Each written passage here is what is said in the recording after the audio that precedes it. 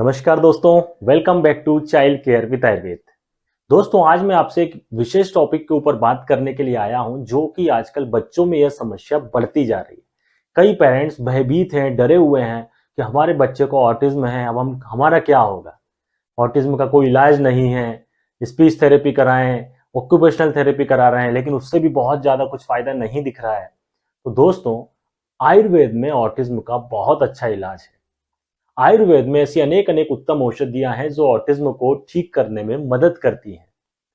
Autism में क्या लक्षण होते हैं बच्चे के अंदर, क्या मेन चीज होती है जो बच्चा जिससे प्रभावित होता है। तो पहली चीज, बच्चे का अटेंशन पावर कम होता है, बच्चे के अंदर कंसंट्रेशन की कमी होती है, बच्चे के अंदर स्पीच नहीं होती, और बच्चा के अंदर कम्युनिकेशन पावर की कमी होती है।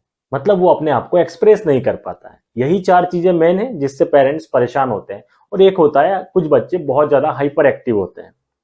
तो दोस्तों, ये जो चार चीजें आपको बताया है, hyper activity, concentration, attention, communication, इसके डेवलपमेंट के लिए आयुर्वेद में अनेक अनेक वैद्य औषधियां हैं, जिनको बच्चे को देने से बच्चे के अंदर अटेंशन पावर बढ़ता है। उन औषधियों के देने के बाद में अभी आप बच्चे को बुलाते हैं, आपको 3-4 बार बोलना पड़ता है, तब जाकर कहीं एक आध बार बच्चा सुनता है। लेकिन जब वो आप आयुर्वेद की औषधियां देते हैं तो आप देखेंगे कि बच्चे का अटेंशन पावर बढ़ता है। आपने उसको आवाज दी, बच्चा तुरंत सुनने लगता है। कंसंट्रेशन पावर, बच्चों के अंदर कंसंट्रेशन की कमी होती है, एकाग्रता की कमी होती है, इसीलिए बच्चे इधर से उधर कुछ ना कुछ करते रहते हैं, एकाग्र नहीं कर पाते, अपने आप को एक जगह कंसंट्रेट नहीं कर पाते हैं। तो आयुर्वेद में इसके लिए अनेक अनेक उत्तम औषधियां हैं जो कंसंट्रेशन पावर को बढ़ाती हैं।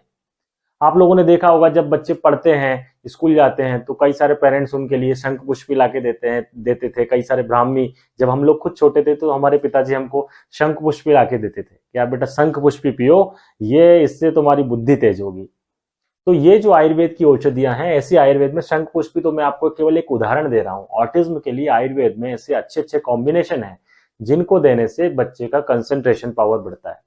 अब मैं आता हूं आपके ऊपर, स्पीच के ऊपर, कि बच्चों को स्पीच का प्रॉब्लम होता है, बच्चे बोलते नहीं है। उनका मन होता है तो बोलते हैं, आपके बोलने से बच्चे नहीं बोलते। तो स्पीच का डेवलपमेंट करने के लिए भी आयुर्वेद में औषधियां हैं, जिनसे बच्चे का स्पीच का डेवलपमेंट होता है, बच्चे का कम्युनिकेशन पावर बढ़ता है, बच्चे बात करना शुरू कर देते हैं, आपकी बातों को समझने लगते हैं।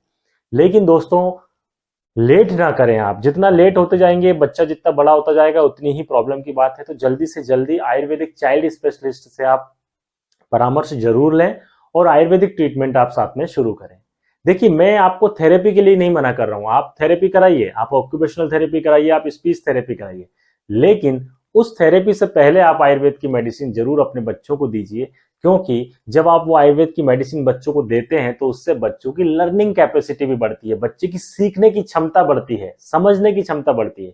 और जब बच्चा अच्छे से सीखेगा और समझेगा, तभी आपका वो थेरेपी कराने का मतलब निकलेगा।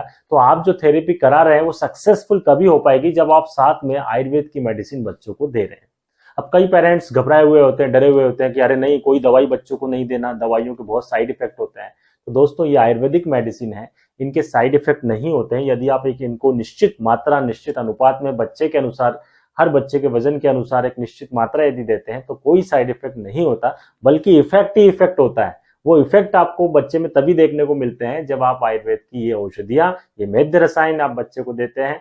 इसीलिए आप बिल्कुल भी लेट ना करते हुए सभी ऑटिज्म के पेरेंट्स जिनके बच्चों को ऑटिज्म की या एडीएचडी की प्रॉब्लम है, या अदर एनी कोई न्यूरोलॉजिकल डिसऑर्डर है जहां पर ब्रेन का इन्वॉल्वमेंट है, जहां पर ब्रेन के फंक्शन प्रॉपर नहीं हो पा रहे हैं, बच्चे की समझ नहीं है, उन सभी कंडीशन में आयुर्वेद एक महत्वपूर्ण भूमिका अदा करता है।